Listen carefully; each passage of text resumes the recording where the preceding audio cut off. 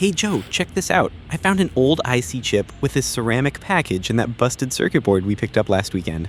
Whoa, one of those vintage ceramic ones? You don't see those often anymore.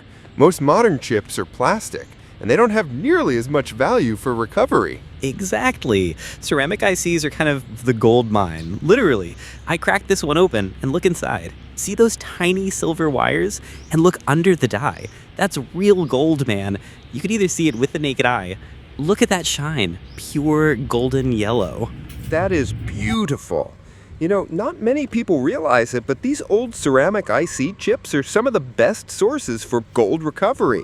It's not just a shiny novelty. If you collect enough of them, the gold content adds up pretty nicely. Totally. In my experience, ceramic packages give you a much higher yield compared to just scraping gold-plated pins or edge connectors. Sure, you need quite a few chips, but the payoff is worth it if you're patient. Yeah, it's almost like hidden treasure. But I guess that's why they're getting rare. People are catching on.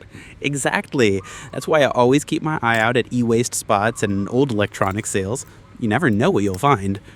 In fact, in the next video, I'm going to try extracting the gold from this chip and show the full process step by step. Should be fun to see how much gold I actually get out of it. I'll definitely watch that. It's not just about the gold, it's about understanding the value in these old forgotten components. Plus, you're keeping waste out of the landfill. Yep, gold recycling is both rewarding and kind of addictive. So if you've got old electronics lying around, don't throw them away. There might be more value inside than you think. Right on. And hey, don't forget to hit that next video when it's up. You got it. Thanks for watching, friends. See you next time.